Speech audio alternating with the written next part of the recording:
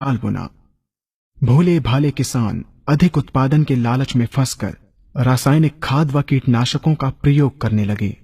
बैलों की जगह ट्रैक्टर से जुताई होने लगी। शुरुआत में कम रासायनिक खादों के प्रयोग से अधिक उत्पादन हुआ। धीरे धीरे रासायनिक खादों के प्रयोग के कारण भूमि की उर्वरा शक्ति क्षीण होने लगी, जिसकी वजह से उत्पादन घटने लगा तथा फसलें कमजोर होने लगी। फसलों के कमजोर होने के कारण उनमें रोग व कीट लगने लगे। रोग व कीटों से फसल की सुरक्षा के लिए और अधिक कीटनाशकों का प्रयोग होने लगा। एक तरफ ज्यादा उत्पादन के लिए अधिक रासायनिक खादों का प्रयोग होने लगा, वहीं दूसरी तरफ फसलों को रोग व कीटों से बचाने के लिए अधिक विषाक्त कीटनाशकों का प्रयोग बढ़ गया, जिसके कारण उत्पादन लागत बढ़ी और किसान को लाभ कम होने लगा, बल्कि छोटे किसान कर्ज में डूबने लगे।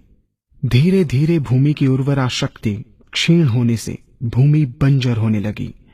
रासायनिक खाद व कीटनाशकों के कारण खाद्यान्न भी विषाक्त हो गए तथा जलवायु भी प्रदूषित हो गई, जिसके कारण मानव पशु पक्षियों के स्वास्थ्य पर प्रतिकूल प्रभाव पड़ा, जिसका परिणाम आपके सामने है। मानव स्वास्थ्य पर रासायनिक खादों के पड़ने वाले प्रभाव को आप ऐसे समझें।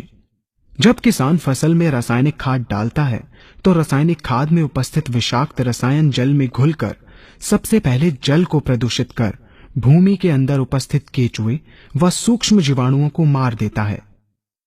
ये बात सभी किसान अच्छी तरह से जानते हैं कि केचुए व अन्य सूक्ष्म जीवाणु भूमि की उर्वरा शक्ति को बढ़ाने के लिए अति आवश्यक होते हैं। विषाक्त रसायन के कारण इनकी मृत्यु हो जाने से भूमि की उर्वरा शक्ति नष्ट हो जाती है तथा भूमि कठोर होकर बंजर होने लगती है।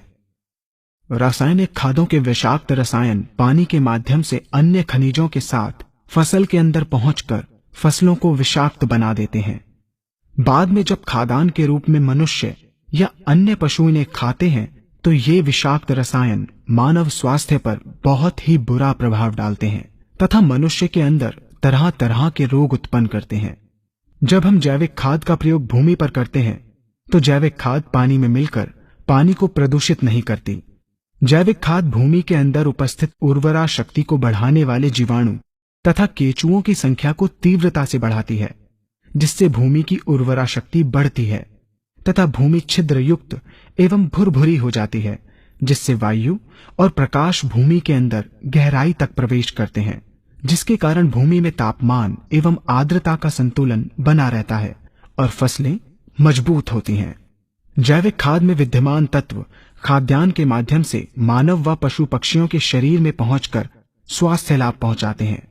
जैविक खादों के प्रयोग से फसलें अच्छी और मजबूत होती हैं, जिसके कारण उन पर रोगों एवं कीटों का ज्यादा प्रभाव नहीं पड़ता। यदि किसी प्राकृतिक कारणवश कीटों व रोगों का प्रभाव अगर पड़ता भी है तो गौमूत्र एवं औषधीय वनस्पतियों के घोल के छिड़काव करने से फसलों को रोग एवं कीटों से बचाया जा सकता है।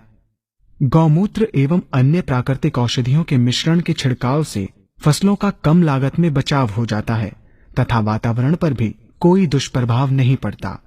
यहाँ हम आपको तालिकाबद्ध तरीके से दोनों